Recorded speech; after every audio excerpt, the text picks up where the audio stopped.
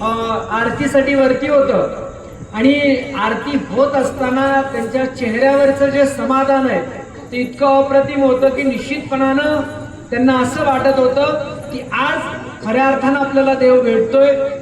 आरती मनोभावे होत असताना चेहऱ्यावरची जी प्रसन्नता आहे ती निश्चितपणानं मंडळाच्या नावाशी संलग्न असल्यासारखं वाटते. ए पिल्लू पिल्लू मंडळावर बघताय छान. ये इकडं ये इथे मग तिथं बस. तर या संमेलनाची सुरुवात आदरणीय ज्ञानेशजी डोंगरे सर यांच्या विठ्ठल भक्तीच्या कवितेच्या रूपाने होते. मी विनंती करतो आदरणीय ज्ञानेशजी डोंगरे यांना.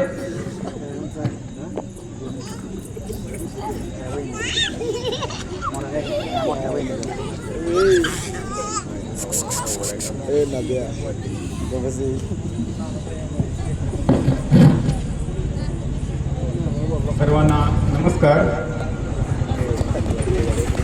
आता कविता म्हणजे काय हे तुम्ही पुस्तकामध्ये वाचलं असेल आहे का नाही. आपण आम्ही सगळ्यांनी वाचलेच. आपण सगळे कवी पहिलीपासून कवीच असतात.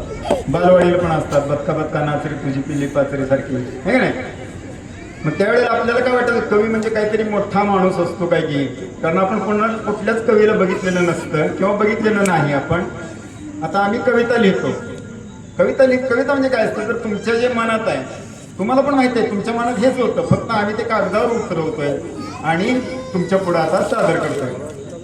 म्हणजे कवीला काय म्हटलं जातं तर कवी म्हणजे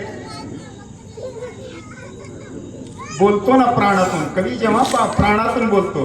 कवी जेव्हा बोलतो ना प्राणातून तेव्हा आपण ऐकायचं असतं कडेवरचं मूल होऊन. तेव्हा आपण ऐकायचं असतं डोलायचं असतं बागेमधलं फूल होऊन. म्हणजे कविता अशी असते की तुम्हाला डोलायला लावणार किंवा तुमच्या जे मनातले भाव आहेत तेच आम्ही इथं सादर करत असतो. आता प्रत्यक्ष कवी तुम्ही बघितले असतील. आता त्यांची 3 पुस्तकं आहेत. ह्यांची 3 पुस्तकं आहेत. माझी 2 पुस्तकं आहेत प्रसिद्ध झालेली.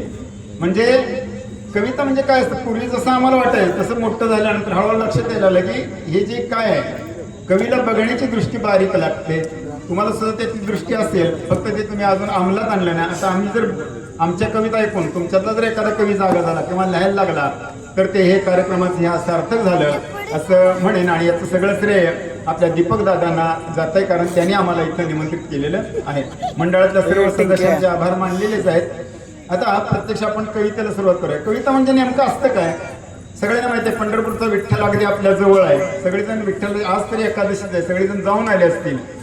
मग आम्ही काय करतो की समजा सगळे शेतकरी पण आपण आहोत. आपल्या रानातलं पीक बघतो आपण आणि मग पीक बघितल्यानंतर माझ्यासारख्या कवीला काय लक्षात येईल मी असं लिहिन त्यावरती पिकावरती बघून हिरवा हिरवा गार कसा हिरवा हिरवा गार कसा कोण फुलवितो मळा पिकात माझ्या दिसतो मजला पंढरीचा सावळा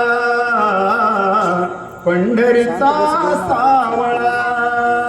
म्हणजे आपल्या पिकामध्ये पंढरीचा सावळा कधी कधी दिसतो.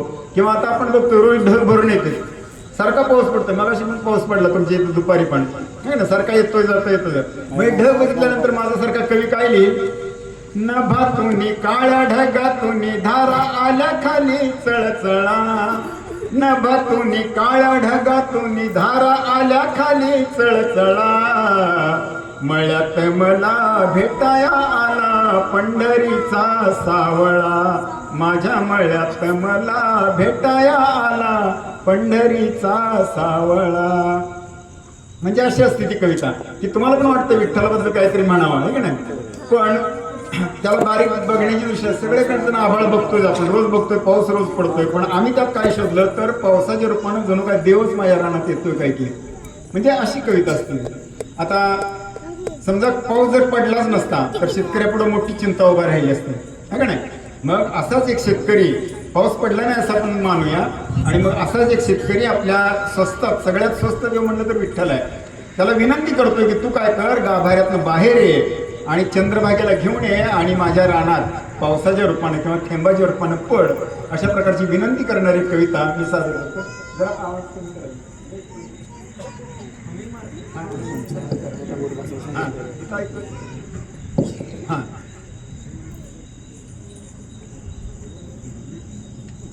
कविता अशी आहे, विठ्ठलाला विनंती करणारी कविता.